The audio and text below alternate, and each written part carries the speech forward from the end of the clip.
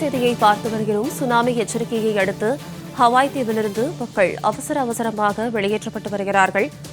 ஒரே நேரத்தில் ஆயிரக்கணக்கானோர் தங்களது வாகனங்களில் வெளியேறுவதால் கடும் போக்குவரத்து பாதிப்பானது ஏற்பட்டிருக்கிறது. சுனாமி எச்சரிக்கையை அடுத்து ஹவாய் தீவில் கடும் கடல் கொந்தளிப்பானது ஏற்பட்டிருக்கிறது. ஒரே நேரத்தில் ஆயிரக்கணக்கானோர் தங்களது வாகனங்களில் வெளியேறுவதால் கடும் போக்குவரத்து பாதிப்பானது ஏற்பட்டிருக்கிறது. அண்மை செய்தியாக பார்த்து வருகிறோம். நடுக்கடலில் சுனாமியை உணர்ந்த ரஷ்ய கம்சட்கா கடற்கரை பகுதிகளில் கரை ஒதுங்கிய வெள்ளை திமிங்கலங்களால் அங்கே அதிர்ச்சி ஏற்பட்டிருக்கிறது. ஜப்பானில் கடற்கரை பகுதிகளில் வெள்ளை திமிங்கலங்கள் கரை ஒதுங்கி இருக்கின்றன. சுனாமி எச்சரிக்கையை அடுத்து ஹவாய் தீவிலிருந்து அவசரமாக மக்கள் வெளியேறி வருகிறார்கள். மேலும் இது குறித்தான கூடுதல் விவரங்களோடு இணைகிறார் எமது செய்தியாளர் ஜெயலானி.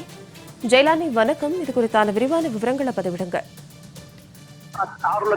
இன்று அதிகாலை வேளை, இந்திய நேரப்படி அதிகாலை வேளையில் ரஷ்யாவின் கிழக்கு இருக்கக்கூடிய தமாஸ்கின் அந்த கடற்கரை பகுதியில் ரிக்டர் அளவுகோலில் 7.8 என்ற அளவிற்காக நிலநடுக்கம் என்பது பதிவாகி இருக்கிறது.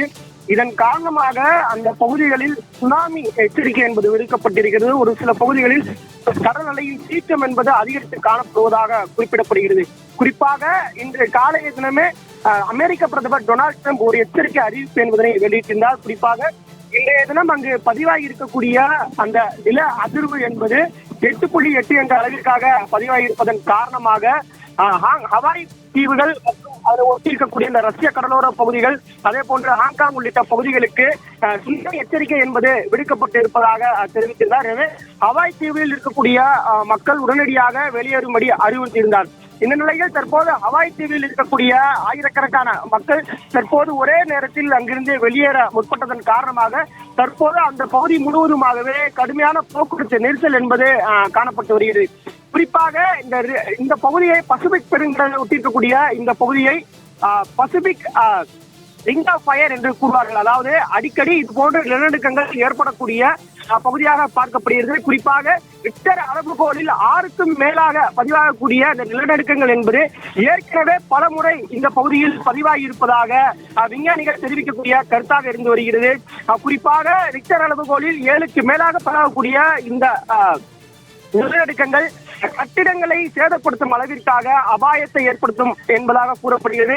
இந்த நிலையில் இன்று காலை பதிவாயிருக்கக்கூடிய இந்த நிலநடுக்கம் என்பது கல்பகுதியில் 19 கிலோமீட்டர், அதாவது தொலைவில், அதாவது நிலப்பரப்பிற்கும் கடற்பரப்புக்கும் இடையிலாக 19 கிலோமீட்டர் தொலைவில் 8.7 இருந்து 8.8 அளவிற்காக இந்த நிலநடுக்கம் என்பது பதிவாகி இருக்கிறது.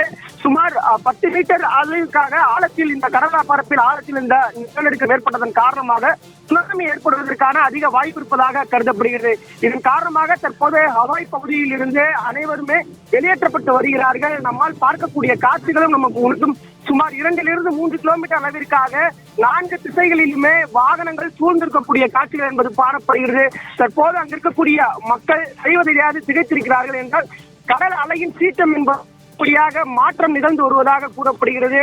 அந்த காட்சிகளிலும் கடல் அலையின் சீற்றம் ஒரு புறத்திலும், மற்றொரு புறத்தில் வாகனங்கள் சாலையில் இருந்து கடக்க முடியாமல் நீண்ட தொலைவிற்கு வரிசை கட்டி நிற்கக்கூடிய காட்சிகள் என்பதும் பார்க்க முடிகிறது. முதற்கட்டமாக அந்த நாட்டுடைய அரசு அந்த பகுதியில் இருக்கக்கூடிய மக்களை வெளியேற்றக்கூடிய பணிகளை தீவிரமாக மேற்கொண்டு வருகின்றனர். விரிவான விவரங்களுக்கு நன்றி ஜெயலானி.